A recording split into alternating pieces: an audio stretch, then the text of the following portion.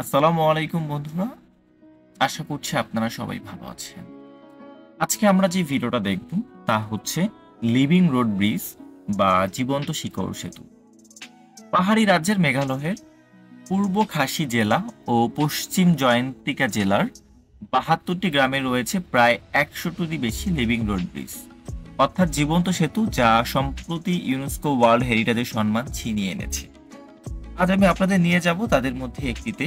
সঙ্গে থাকছে কিভাবে তৈরি হয় এই লিভিং রোড ব্রিজ। সেতু বা ব্রিজের কথা বললেই চোখের সামনে ভেসে উঠেই ইট, কাঠ আর ইস্পাত কংক্রিটের কাঠামো। কিন্তু শত শত বৎসর ধরে উত্তর পূর্ব ভারতের মেঘালয় প্রদেশের বসবাসকারী ওয়ার খাসিস নামক নৃজাতি গোষ্ঠী পাহাড়ের ফাঁকে প্রবাহমান ক্ষুদ্র ক্ষুদ্র জলধারা নদী অতিক্রমের জন্য লিভিং রোড ব্রিজ বা জীবন্ত সেতু নির্মাণ করে আসছে।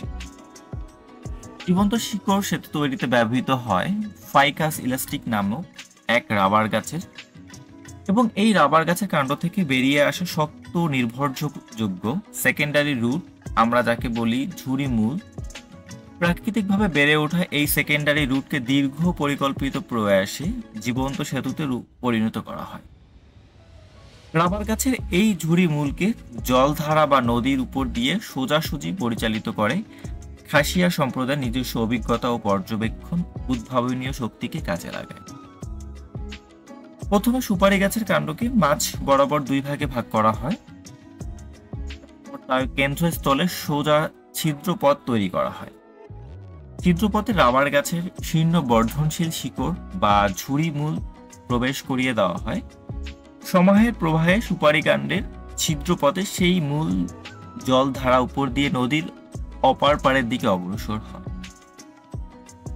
অপর পাড়ে শিকড় পৌঁছবার পর শিকড়কে অপর পাড়ের মাটিতে প্রবেশ করবার সুযোগ দেওয়া হয়। এভাবে ঠিক 10 থেকে 15 বছর প্রচেষ্টায় তৈরি হয় জীবন্ত শিকড় সেতু, আর তা বয়স বৃদ্ধির সাথে হয়ে ওঠে আরো মজবুত। এই ধরনের জীবন্ত শিকড় সেতু 100 ফুট পর্যন্ত দীর্ঘ হতে পারে, যার উপর দিয়ে একসাথে 50 জন বা তার বেশি মানুষ অনায়াসে পার হতে পারে। মেঘালয়ের মাউলিলং এবং চেরাপুঞ্জির খাসিয়া জনগোষ্ঠীর তাদের দৈনন্দিন জীবনের প্রয়োজনে কয়েক শতক ধরে এ ধরনের জীবন্ত শিকড় সেতু তৈরি করে ব্যবহার করে আসছে বলে জানা যায়, যার কয়েকটিতে তৈরি 500 বছর পরও আজও পূর্ণ মাত্রায় ব্যবহার হচ্ছে। তো বন্ধুরা, ভিডিওটা দেখতে থাকুন। ভালো লাগলে অবশ্যই কমেন্ট সেকশনে জানাবেন এবং চ্যানেলটি সাবস্ক্রাইব করুন।